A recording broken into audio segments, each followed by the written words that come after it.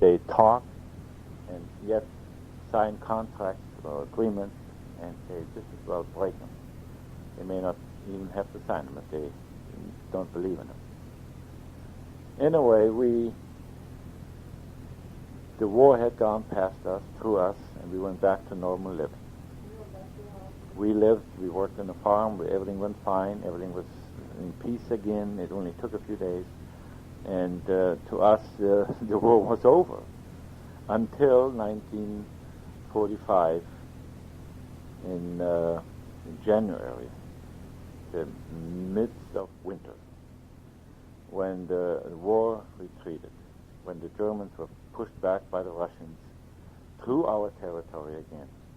And that's when all the misery started. In 1945. From East Germany, most of the people came by wagon, horse and wagon, like you had here in this country, the wagon trains. It's basically the same principle. They traveled just like that, the covered wagons. But the sad part was it was bitter cold, and a lot of people died. They put their children down to sleep for the night, and by morning they were dead. They were frozen to death because they could not keep them warm enough. As you know, when you sleep, your body functions at very low temperature. Anyway, it didn't take long. There was still a lot of propaganda, and my parents knew, and we all knew, the end was near. We all knew that Germany had lost the war, but we did not dare say it because the political oppression was so strong.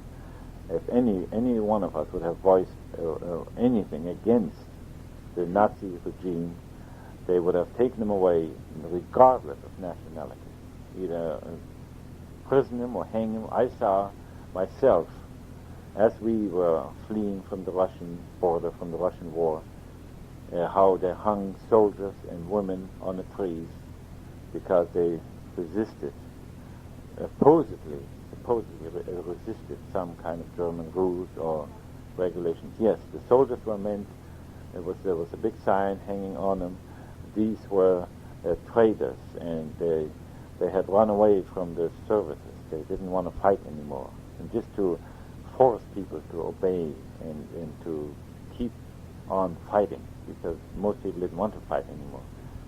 It is my understanding, even today, and I will never change my mind, that wars are 99% political and created by politicians, not by people. My father always told me, and I still believe it today, people are not that much different in any country. All they want to do is live in peace, in harmony, and raise their family in dignity and have bread on the table. That's all people want, from one continent to the other.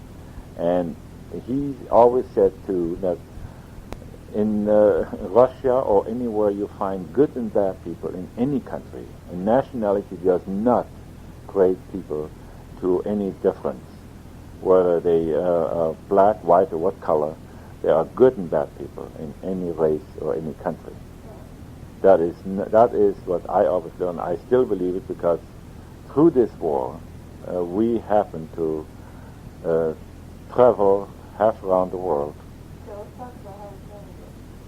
And so you learn a lot when you have to. We were forced to do it, which made us learn a lot. Well, in a way, going back to 1945, we had to flee from the Russians. We were lucky enough to get out. We were surrounded by the Russians. Danzig was surrounded by the Russians. What the Russians did, they pushed around us because Danzig was a stronghold, and pushed from one beach to the other, so we could not get out by land. The only way we could get out was by water. There was a huge riverway, the waterway, which was still open. The Germans held it open, and they hauled their wounded out, and women and children, as many as possible, only at night, because during the day it was too dangerous. The river was watched, from both sides by the Russians. And at night, they searched it with searchlights.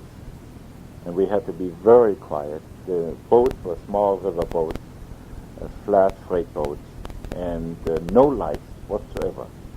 And we were lucky enough to get out one night. We had to wait 3 nights on a beach.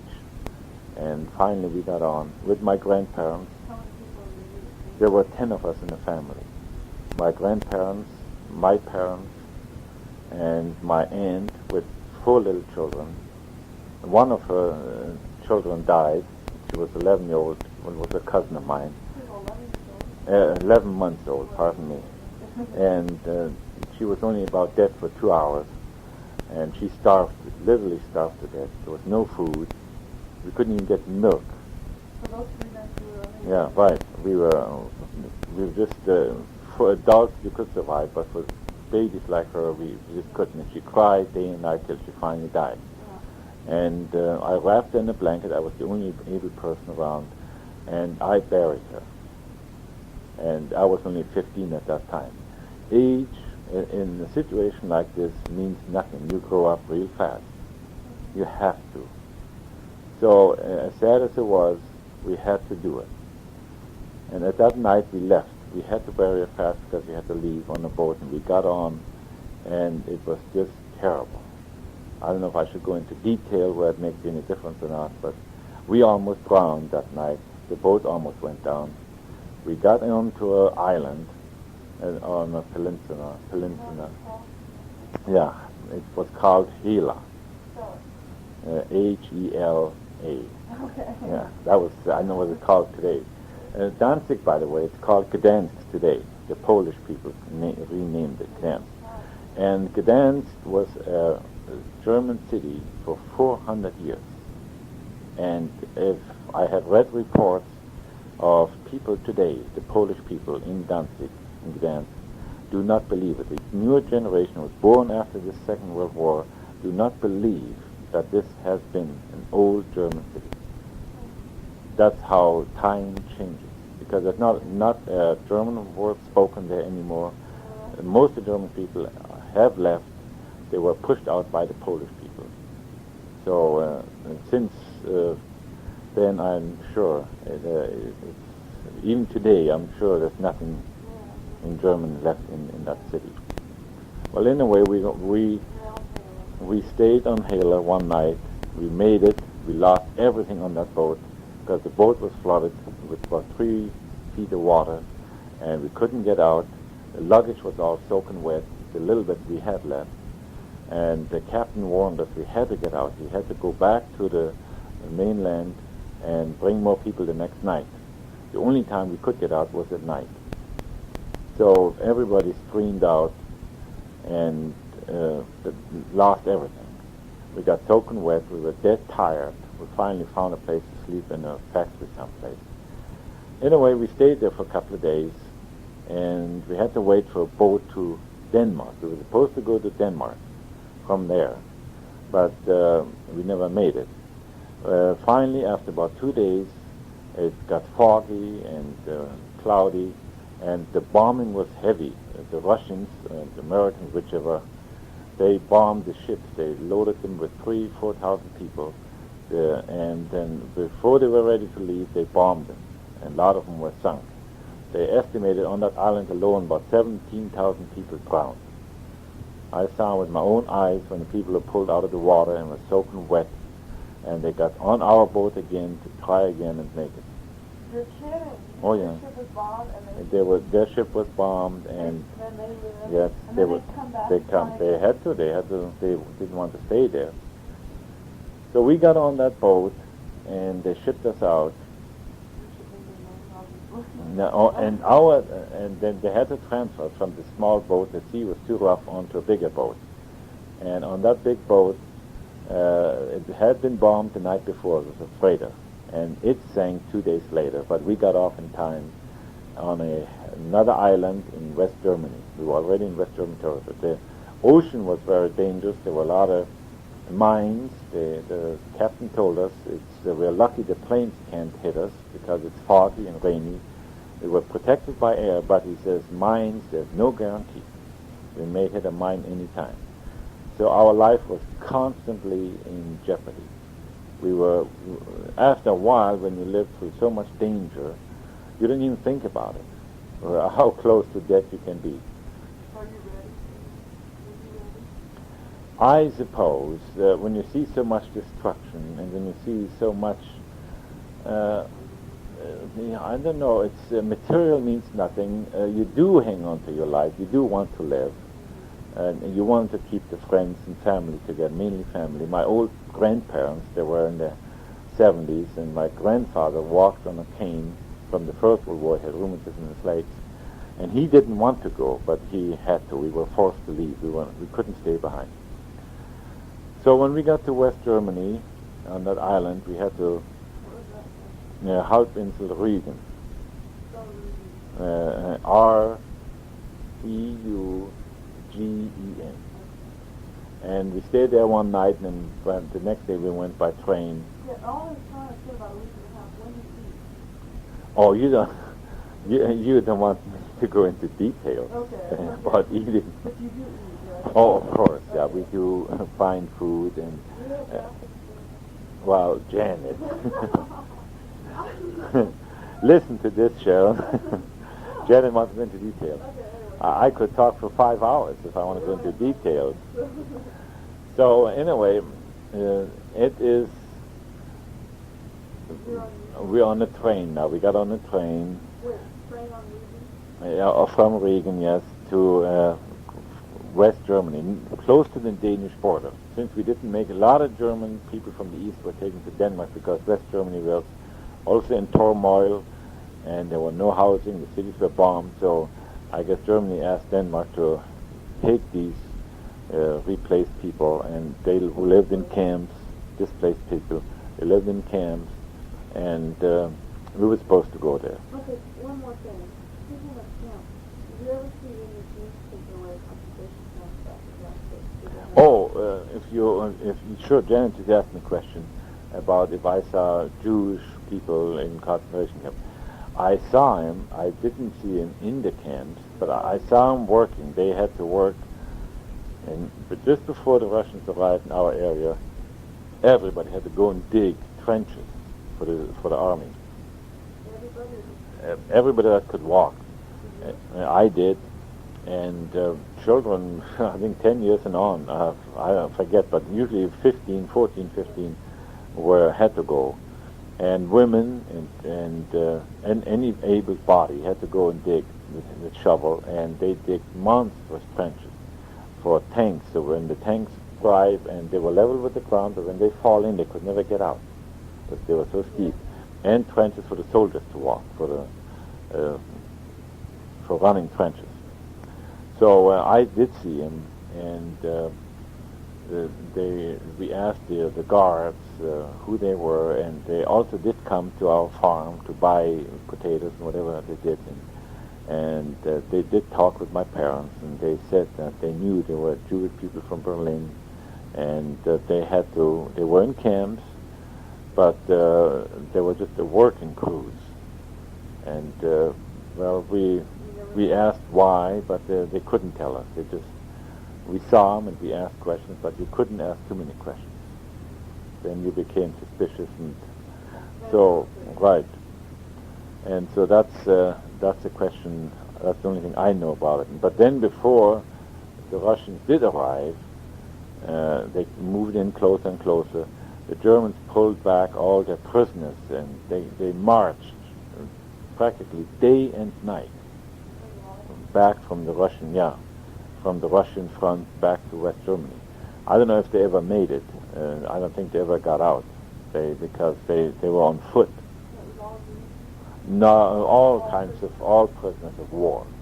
There were women and men, and so and after a while, they were loose. We slept when we were fleeing. They were all nationalities were just fleeing. Everybody just running for his life. There was because chaos arrived and order was gone. The Germans, after they lost the territory, there was just no place for the men and for the people to go. So they were running from the Russians themselves, just to survive. So it's one of those things that happens, and I hope I don't have to live through another war, because I think war is the worst thing that can happen to any person. Where were you when it ended? Oh, when it ended, that was also okay. I keep on going. I hope I don't mix you up here, Sharon. You might get confused and you think these people are crazy, but anyway, we were now in West Germany on a train to a half island, they called it, and it was also very terrible because it was still war, and we were shot at by American machine gun planes. They were flying low and machine gunning the trains, and they were so overcrowded. We had no food for days. The train stood more than it ran. At night it couldn't run because the sparks from the engine would make the planes see it, and they didn't know whether it was civilian or army. Anything that moved was bombed or shot at. So we had to be still all night, still and dark. And a lot of times we were near a city and they bombed, and the train was just rocking like a boat from the explosions, from the bombing. So we finally made it after 3 days. We drank warm water from the locomotive. The engineer told us we can have water from him because there were a lot of children died. Most children under 2 years died, and I saw how the women just pushed the carriage out and just left them because there was no time for burial. You saw people all over. They just leave them in. Not too many. The army usually took care of adults, but I saw where they had the children wrapped in blankets or in carriage and just pushed it out the side. And so then they put us in a like a camp, and food was scarce. We were more starving than eating. On the 20th of April, 1945, we arrived in West Germany. On the 8th of May, 1945, the war was over. And it is unbelievable how we felt. I still remember the day, no more bombing, no more shooting, and no more planes. The humdrum of constant airplanes and the constant fear and for your life was over. And to sleep one night without being awakened by bombs, it's still, I was only I was 15 at that time, and I still remember how wonderful it felt, how peaceful it can be with no war. So we stayed there for a while. Where? In northern Germany. It's close to the Danish border. And after 4 or 5 months, the housing quarter was poor, and it was very wet and damp, and we moved inland to Germany into better quarters, better facilities. It was very difficult to get anywhere because the housing, when we got to, we went to Hamburg first, and then to Bremen and Hanover, and it was unbelievable to see the destruction the bombs had done, how the war had destructed the city. My grandfather almost cried when he saw Hanover. That was the city where he was in 1913 as a soldier, as a recruit. He was in that city. And now he came back, and he couldn't believe it. All you could see was just ruins. There wasn't anything in touch. Everything was intact. Everything was damaged, and just unbelievable. So we stayed there for a few months. Where? We stayed in a high bunker, they called it, a bomb shelter. They were still standing. They stood like monuments among the ruins, because they were built to survive, and they were strong. People had told us that the bombs had hit the top of the building and slipped right off, and it rocked the building, but the walls were 3 and 4 feet thick concrete. That's how thick they were. And the windows were about 8 inches in diameter, that's all. Just almost like air holes. That's all there was. So no, nothing could penetrate it. We stayed there for a week, and then we were placed in a. We found a place to live. It was like a trailer, but we were not allowed to stay in that city because we had no permission to stay there. The city could not keep us because they had such a housing problem, and so we had to move again. And my mother went to the American consulate and American offices, and they finally. We were country folks. We wanted to live in the country, so they assigned us to a place in northern Germany, near Bremen, in the country. Oh. Beg your pardon? What was it called? Oh, that was called Zika. And another thing I want to say, when we came west, for some reason, we had no fear of the Western Allies. It just, we had fear from the Russians. We said we rather die than be captured by the Russians. And there was not even the propaganda against the West as there was against the Russians, because even the Nazis knew how terrible the Russians were.